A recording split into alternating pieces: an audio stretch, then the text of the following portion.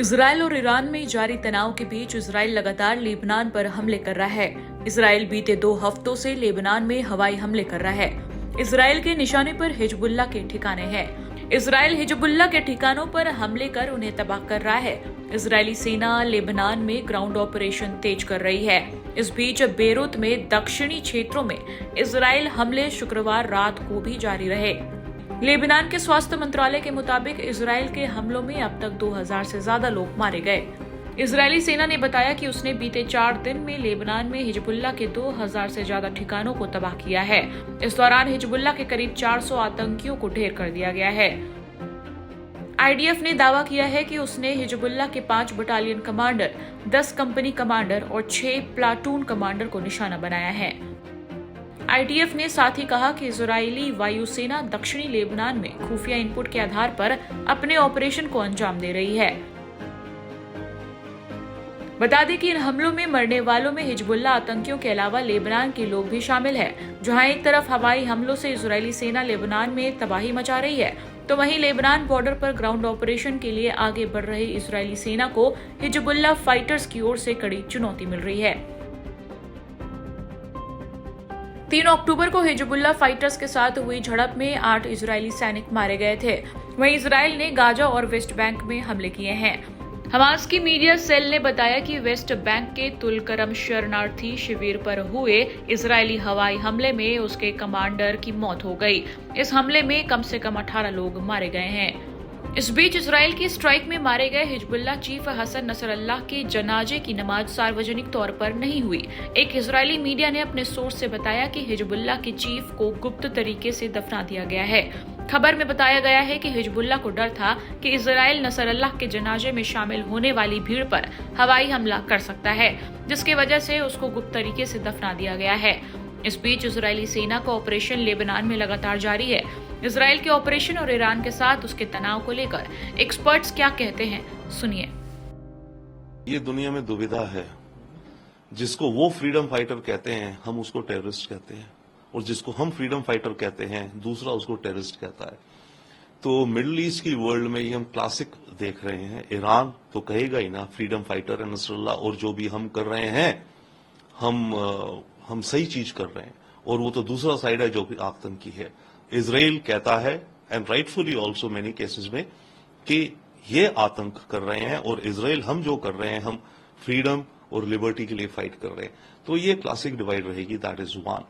Second, Iran का ये कहना, और ये भी समझ आता है क्योंकि ईरान और इजराइल की एक तरह से दुश्मनी इतनी बढ़ चुकी है कि दोनों एक दूसरे का एंड देखने की तरफ चल रहे हैं। इजराइल ने ठाना हुआ है, ये गाजा अटैक होता या ना भी होता हमस का 7 अक्टूबर का, इजराइल ने उससे पहले से ही काफी से डिसाइड कर रखा है पब्लिक स्टेटमेंट्स में भी, कि वो ईरान को कभी एक न्यूक्लियर वेपन स्टेट नहीं बनने देगा। और ये खबरें साल भर पहले भी आ रही थी, अब भी आ रही हैं कि ईरान काफी निकट है फ्यूल को लेकर के, एटम बम तो नहीं बट एटॉमिक फ्यूल को लेकर के बनाने के में।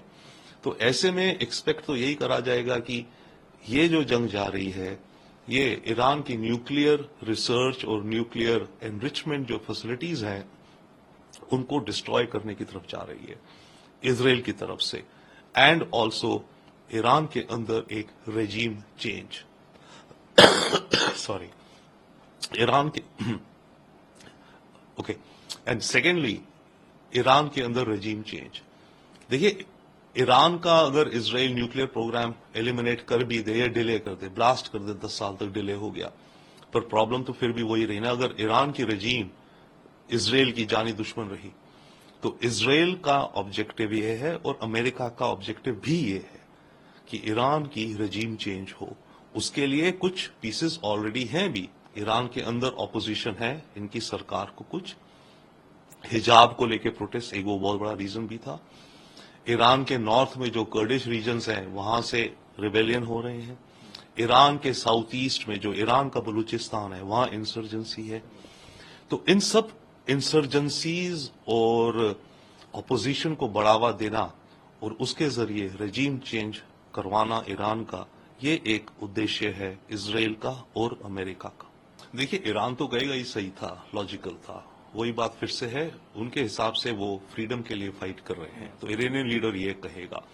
सेकेंडली, इरानियन लीडर ने आज जो कहा खमेनी ने कि अरब देश और सब मुसलमान इकट्ठे हो जाने चाहिए, इसमें खतरा ये है, अरब देश तो आएंगे नहीं। देखिए, सरकारें जो हैं, जो मोनार्कीज हैं, डिक्टेटरशिप्स हैं, सरकारें नहीं आएंगी ईरान के साथ, पर खतरा यह है इन देशों की अगर पब्लिक इमोशनल हो जाए पैलेस्टीनियन कॉज को लेकर के, या फिर ईरान जो मुस्लिम कॉज ले रहा है, कह रहा है, उसको लेकर के, अगर ये पब्लिक्स इन अरब देशों में गुस्से में आ जाए, इमोशन में आ जाए, सड़कों पे आ जाए, खतरा यह है कि तब तख्ता पलट हो सकते हैं कुछ एस्टैब्लिश्ड मोनार्की डिक्टेटर्स के, Saudi Arab, Egypt, Jordan, Arab Emirates.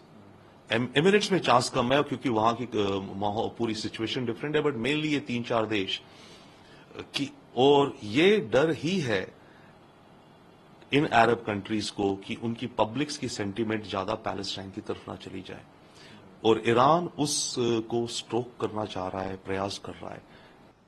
ये जंग कदम है तो इलेक्शन होगा, और उनको मेजोरिटी मिलता नहीं है तो, और प्राइम मिनिस्टर नहीं है तो करप्शन चार्जेस होगा, ठीक है ना। तो इसलिए नेतन्याहू चाहता है बहुत समय के लिए जंग होना चाहिए। दूसरी बात, अगर एक बड़ा जंग होता तो ट्रम्प जीतेगा अमेरिकन इलेक्शन में, और नेतन्याहू वो चाहता है ट्रम्प जीतना। ट्रम्प जीतने के बाद नेतन्याहू इलेक्शन बुलाएंगे इजराइल में, कहेगा कि देखिए अभी ट्रम्प है और हमको जो कुछ हम करना चाहता है ईरान के बारे में, लेबनान के बारे में, अमेरिका का सपोर्ट है। और उसके पहले नेतन्याहू का प्लान है कि अमेरिका भी उनके साथ ईरान को अटैक करेगा। अगर पेंटागन है तो ईरान को बॉम्ब कर सकता है ना, और वो न्यूक्लियर साइट्स है ना, वो भी बॉम्ब करना चाहता है ना। और नेतन्याहू को कह सकता है ईरान ने बॉम्ब बनाता था, वो बॉम्ब हमारे लिए था, लेकिन हमने वो क्लियर किया, तो हम इजराइल का सेवियर हूं, वही प्लान है। सर, वहीं दूसरी तरफ यूएन में सपोर्ट करेंगे रेजोल्यूशन को कश्मीर वाले मामले। या मेरे ख्याल से हम प्रोटेस्ट करने की बात नहीं है, वो कमिश्नर को, हाई कमिश्नर को बुलाना है, समन करना है, और उनका कहना है आप जरा पढ़िए 1948 रेजोल्यूशन पढ़िए, उसमें 3 पार्ट्स है। पहले पाकिस्तान उसका आर्म्ड आर्मी को विड्रॉ करना है, पाकिस्तान ने किया नहीं, आप क्यों पाकिस्तान को पूछा नहीं। दूसरी बात है पाकिस्तान वो करने के बाद सेकंड पार्ट, इंडिया तो आर्मी को विड्रॉ करना है, लेकिन लॉ एंड ऑर्डर के लिए कुछ उधर हो सकता है, लेकिन आप क्यों पाकिस्तान को पूछा नहीं, क्यों पाकिस्तान ने इन्फ्लुएंस किया नहीं है। तो हमारे केस बहुत क्लीन है ना। और दूसरी बात है कि 1953 नेहरू और पाकिस्तान प्राइम मिनिस्टर नेहरू ने कहा प्लेबिसिट हो जाएगा, और पाकिस्तान प्राइम मिनिस्टर भी एग्री किया था, लेकिन उस समय John poster Dallas Pakistan visit किया और ट्रीटी बन गया। उसका मतलब है कि अमेरिकन आर्म्स पाकिस्तान के लिए जाता है। तो उस समय नेहरू ने कहा ठीक है, अगर आपका इच्छा है जंग से कश्मीर लेना है, हो सकता नहीं है, छोड़ दिए प्लेबिसिट। और उसके बाद Jammu and Kashmir assembly resolution pass किया, accession to India is final. तो जो कुछ करना है इंडिया ठीक से किया है। तो मलेशिया का कुछ हिस्ट्री समझाना है, लेकिन बहुत पोलाइट मैनर में करना है।